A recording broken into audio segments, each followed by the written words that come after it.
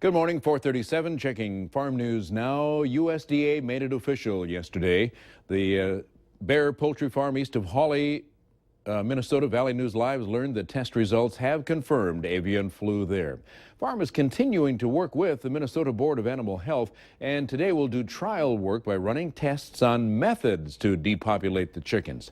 Now, while one building tested positive in the latest testing, the whole farm is viewed as one site and a potential danger. So all 300,000 chickens on the farm will be killed. This H2N5 virus has morphed a little bit and is now being able to be transported airborne. Like when you sneeze, if you don't see anything out in front of you, there's germs out there. Now, whether or not it's airborne as the virus or not is still arguable. However, it could easily be attached to dust particles or small feathers. And a germ-based pathogen. We've had a lot of wind lately. Now, the fear is if avian flu is airborne, the wind could be blowing it from farm to farm. Earlier Thursday, Governor Mark Dayton declared a state of emergency related to the bird flu outbreak across Minnesota, now on over 40 farms in the state. State and federal elected officials are taking the lead to control the epidemic and compensate farmers. You know, we've seen some of these outbreaks in other areas of livestock in our state. Pork, for example, last year was an area that was really affected by this type of thing. And when this thing comes along, you got to do everything to get ahead of it. So I think we're going to be working and coordinate as much as we can with state, local, and federal officials to make that happen. We're not alone. Minnesota's had a lot of this, North and South Dakota, and Missouri and Wisconsin, but in my understanding, this is carried by wild birds, by ducks and geese and things like that. Iowa is the leading egg-producing state. About 25% of the production in the whole United States is in Iowa, so this is very important to our state and our state's economy. Meanwhile, USDA's chief veterinarian says the threat to human health remains almost non-existent. These birds that get high-path AI do not go into the food supply. We humanely depopulate them and dispose of them properly. We have one of the best surveillance systems in the entire world in the U.S.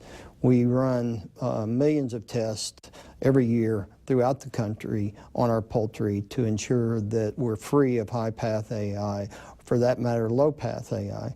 Now, with this recent occurrence and the spread through wild waterfowl, we're having a lot more introductions as a result of that, and we are working very closely with the industry to step up biosecurity and to try to find ways to mitigate the risk. All of that being said, it's an incredible economic hit to the producers.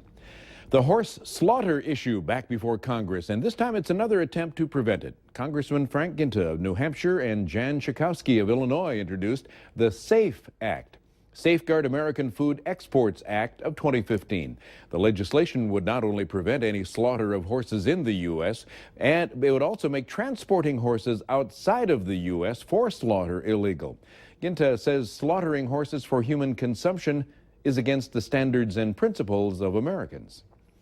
Struggles with drought in western Kansas are starting to show in the emerging wheat crop there. Lindsay Cobb shows us why some farmers are already bracing for a big loss. What started out as a promising wheat crop has taken a turn for the worse. This particular crop went in the ground and in some areas actually had some pretty decent moisture. But once it broke dormancy, there wasn't enough rain to go around. Last 2 weeks, we've had all of these very high chances, or we're even told we had rain, and we dumped out 10 hundredths out of all of that. Rain that fell late last week was really too little too late. There may have been a few fields that were planted later in the season that may have benefited somewhat, but the damage had already been done. As of Monday, the USDA reported that only 26% of Kansas wheat is in good or excellent condition. And out here in western Kansas, you can see that the majority of the crop is suffering. Every day, the brown spots are getting bigger and the green spots are getting smaller. On a good year, southwest Kansas wheat fields should produce 30 to 40 bushels per acre. This field here, probably 4 bushel. Right now, if I can have a 20 bushel average,